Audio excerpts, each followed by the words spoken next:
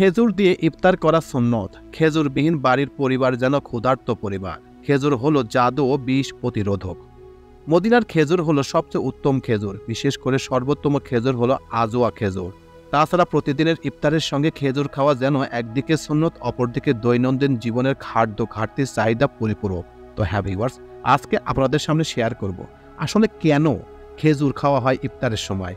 ইফতারের সময় খেজুর খেলে কি এমন উপকার হয়। হ্যাঁ ভিউয়ার্স, সেই বিষয়ের উপরই চমকপ্রদ তথ্য এবং ইতিহাস এখন আপনাদের সামনে শেয়ার করব। তো চলুন মূল প্রতিবেদনে চলে যাওয়া যাক।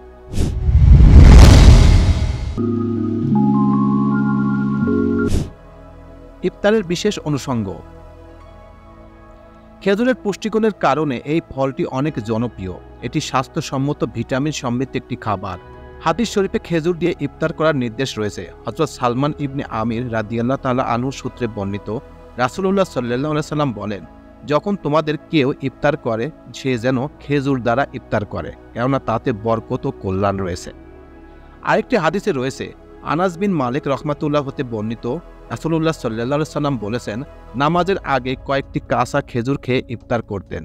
যদি কাঁচা খেজুর না থাকতো তাহলে শুকনো খেজুর দিয়ে, যদি শুকনো খেজুর না থাকতো তাহলে কয়েক ডোল পানি দিয়ে ইফতার করতেন। খেজুর দিয়ে ইফতার করার উপকারিতা।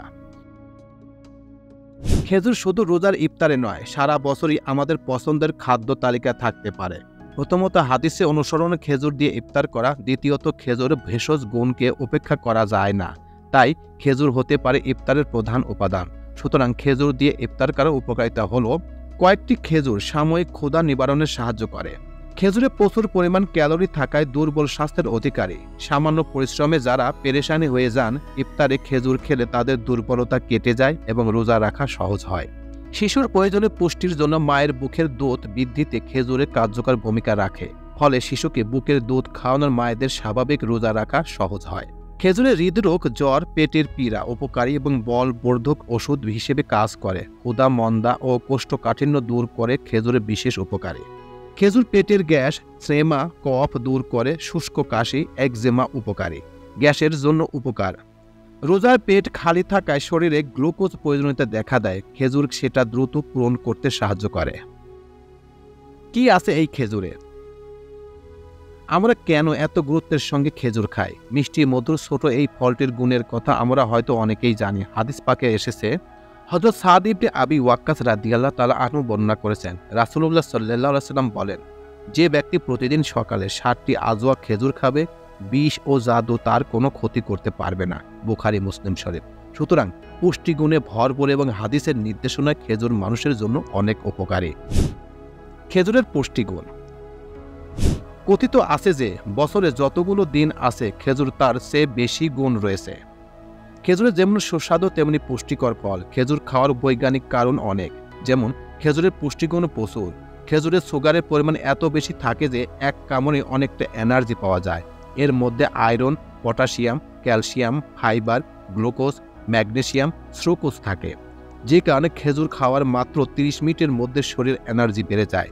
সারাদিন উপোস করে শরীরে ক্লান্তি আসে, তা দূর করে এনার্জি যোগাতে সাহায্য করে খেজুর। খেজুরে হজম ভালো হয়। রোজা রাখলে সাধারণত অ্যাসিডিটি হয়, যার থেকে অস্বস্তি হতে থাকে।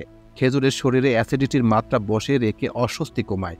সারাদিন না খেয়ে থাকলে খাওয়ার সময় বেশি খেয়ে ফেলার প্রবণতা তৈরি হয়, তাই খেজুর খেয়ে রোজা ভাঙলে এর মধ্যে থাকা জটিল কার্বোহাইড্রেট হজম হতে বেশি সময় নেয়। ফাইবার থাকার কারণে পেট ভরা লাগে, তাই বেশি খাওয়ার আগে পেট ভরে যায়। অনেকক্ষণ না খেয়ে থাকলে তা পুষ্টিতান্ত্রিক কার্যকারিতা ব্যাঘাত ঘটায়, কোষ্ঠকাঠিন্য সমস্যা হতে থাকে। খেজুর শরীরে উৎসেচক ক্ষরণে সাহায্য করে, ফলে হজম ভালো হয়। খেজুর স্বাস্থ্যকে সতেজ করে। সারাদিন রোজা রাখার ফলে শরীরে যে খারাপ কোলেস্টেরল জমা হয় তা ডিটক্সিফাই করতে সাহায্য করে খেজুর। সারাদিন রোজা রাখার পর খাদ্য তালিকায় কয়েকটি খেজুর প্রাণকে সতেজ করে তোলে, ক্লান্ত শরীরের শক্তি বৃদ্ধি করে। সারাদিন উপবাস থেকে কয়েকটি খেজুর খাওয়া শরীরের জন্য অনেক উপকারী। চিকিৎসা বিজ্ঞানের মতে খালি পেটে যে কোনো মিষ্টি জাতীয় খাদ্য পাকস্থলীর জন্য উপকার বয়ে আনে। তো এই ছিল মোটামুটি আমাদের আজকের প্রতিবেদন। উপরোক্ত প্রতিবেদন থেকে আমরা একটা জিনিসই বুঝলাম যে রোজা রাখলে আপনি সারাদিন না খেয়ে থাকবেন। না খেয়ে থাকার পর যদি আপনি খেজুর না খেয়ে অন্যান্য খাবার খান, তাহলে আপনার শরীরে অনেক ধরনের সমস্যার সৃষ্টি হতে পারে, বিশেষ করে হজমের ক্ষেত্রে। আর আপনি যদি সারাদিন রোজা রেখে শুধুমাত্র 2 থেকে 3টা খেজুর খেয়ে রোজা ভাঙেন, তারপর যদি আপনি অন্যান্য খাবারও খান, তাহলে আপনার হজমে কোনো সমস্যা হবে না।